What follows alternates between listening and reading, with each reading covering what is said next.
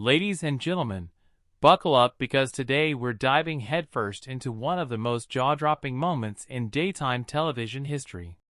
Picture this: the bustling studio lights of the Kelly Clarkson Show, where laughter usually echoes off the walls like confetti at a pop concert. But on this fateful afternoon in late August 2025, the air crackled with an electricity that no one saw coming. Gwen Stefani, the platinum-haired queen of No Doubt and pop's enduring sweetheart, struts onto the set in a sleek, vintage-inspired ensemble that screams effortless cool. Think high-waisted leather pants hugging her iconic figure, a cropped blouse revealing just enough midriff to remind us why she's still turning heads at 56, and those signature red lips curved into a mischievous smile. She's there to promote her latest solo album, a soulful blend of ska punk roots and modern introspection titled Echoes of the Edge, which dropped just weeks prior, and is already climbing the charts like ivy on a Hollywood Hills mansion. Kelly Clarkson, ever the powerhouse host with her powerhouse vocals, and that down-to-earth charm that's made her a household name since her American Idol days, greets Gwen with the kind of warm hug that feels like catching up with an old sorority sister over mimosas. The audience erupts in applause, a sea of fans waving handmade signs proclaiming, "Gwen forever," and "Kelly's got the voice." Their energy palpable as the band strikes up a funky intro riff. But beneath the surface glamour, something simmers, a subtle undercurrent of tension that no one's clocked yet. As the cameras roll and the theme music fades, Kelly leans in with that trademark twinkle in her eye, launching into the interview with a question about Gwen's enduring marriage to Blake Shelton, the country crooner who's been her rock since their whirlwind romance began on The Voice set nearly a decade ago. As the interview clock races toward its midpoint, the once cozy couch on the Ellen DeGeneres Show transforms into a verbal coliseum, where Carrie Underwood's poised demeanor begins to crack under the relentless barrage of Ellen's well-intentioned but ill-timed digs. Ellen, drawing from her own playbook of personal reinvention post-2022 hiatus, therapy sessions turned into transparency anthems, presses on with the fervor of a detective hot on a lead. "Come on, Carrie, we both danced with the devil in the details, me with my Porsche Paradise holding strong through the scandals, you with Mike's retire-rehire roller coaster. But seriously, those cryptic Instagram posts about finding peace in the storm? Fans are reading between the lines, girl. Is the fairy tale fraying at the edges?" Ellen's voice, warm as fresh-baked cornbread yet edged with insistence, hangs in the air, her gestures animated as she mimics scrolling through Carrie's feed on an imaginary phone. The studio audience, a kaleidoscope of light-up signs and half-eaten popcorn, shifts uncomfortably, whispers rustling like wine through wheat fields as smartphones emerge to immortalize the unease. Carrie, who's weathered tabloid tempests from weight-shaming trolls to pregnancy speculation with the grace of a Sunday sermon, feels the heat rise in her cheeks, her fingers interlacing tightly in her lap like a prayer for patience. She straightens, her posture a testament to those Oklahoma roots, unyielding as red clay, and counters with a measured fire. "Ellen, I appreciate the real talk, truly, but my marriage isn't fodder for filler segments. Mike and I built this life brick by faith-filled brick. Those posts?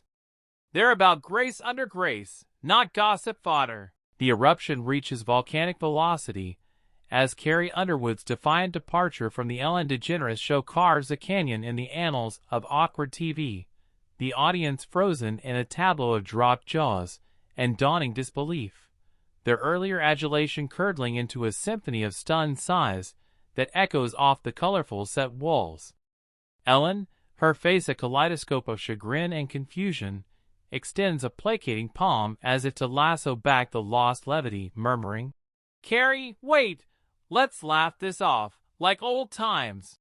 But Underwood is already a force of nature in motion, her denim-clad form gliding past the confetti cannons primed for a planned "Jesus, take the wheel" sing-along that now feels like a cruel cosmic joke. "I'm out, Ellen. Honor the heart behind the hits, or don't book the heart at all," Carrie declares, her tone laced with the tremor of tears held at bay by sheer Southern steel, before melting into the wings where her tour manager awaits with a protective arm and a getaway golf cart humming impatiently. The unflinching cameras linger on the vacated velvet throne, framing Ellen's solo scramble, a hasty segue to a sponsor shout-out for her new pet adoption initiative, her quip, "Well, that's one way to exit stage left, fiercer than my dance moves," falling flat amid the funereal quiet. But the blast's aftershocks quake far beyond the Warner Brothers lot, social spheres detonating like 4th of July fireworks. Hashtag Underwood vs. Ellen skyrockets to global top trends, clips dissected frame by frame on TikTok timelines, amassing billions of views as devotees debate every dart and dodge. Sunrise gilds the Griffith Observatory the following dawn, bathing Hollywood in a benevolent light that belies the brewing brouhaha from Carrie Underwood's Ellen exodus, as the imbroglio inundates airwaves from ABC's Good Morning America gabfests to The Guardian's global gossip grids.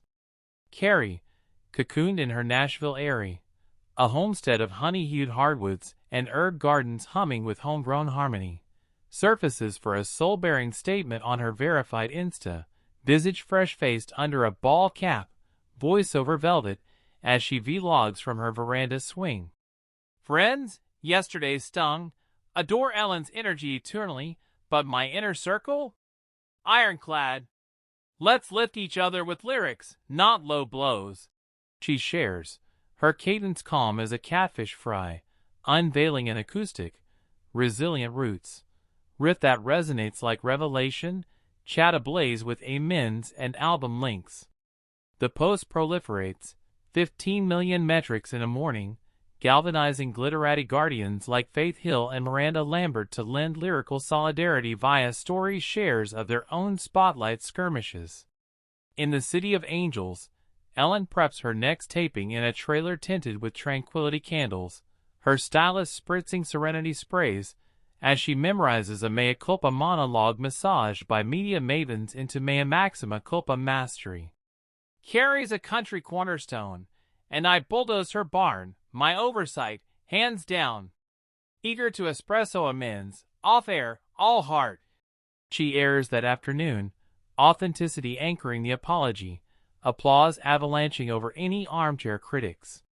Covert communiques cascade through confidence, Mike mediating via group text threaded with Tennessee twang, his "Y'all ye are past this," wisdom watering the wilting rapport.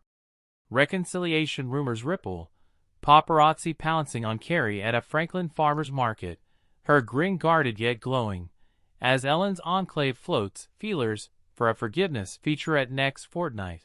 Seasons segue into symphonies of salve, as the Carrie Underwood Ellen DeGeneres dust-up distills from dust storm to diamond in the 2025 entertainment ethos, where wrangles wet wits and rapprochements rewrite records. Carrie, alchemizing angst into artistry, unveils an unplugged odyssey. Fences and faith. Traversing tucked-away theaters from the Ryman Auditorium's hallowed halls to Austin's Continental Club, where she strums sagas of spousal sanctity, crowds captivated, creating choruses like catechisms of courage. Concerts conclude with conciliatory cues. "This tune's for truthful turns tenderized," she teases, tributing, so small, to Ellen, transmuting turmoil into tapestry threads binding Bard to beholders.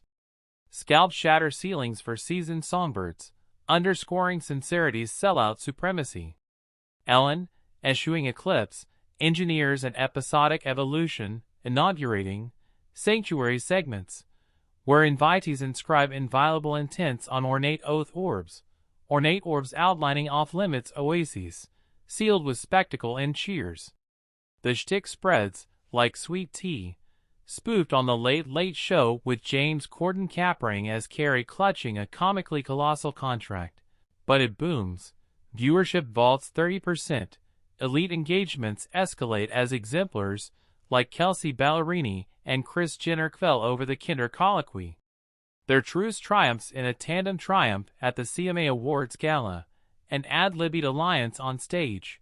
Carrie's crystalline counterpolitan cascading with Ellen's eclectic MC flair on a mashup of church bells and the Ellen dance. Thunderous thanks thumping out any afterimage of animosity. Green room graces grant genuine graces. Carrie conceding the query quake to quagmire of quarter-life quandaries with her quiver of kids, Ellen elucidating her exile-era eagerness eclipsed empathy. Embraces ensue, emotions effuse under event lights, and by break, a bond is burnished, no nosing narratives, purely propelling pursuits.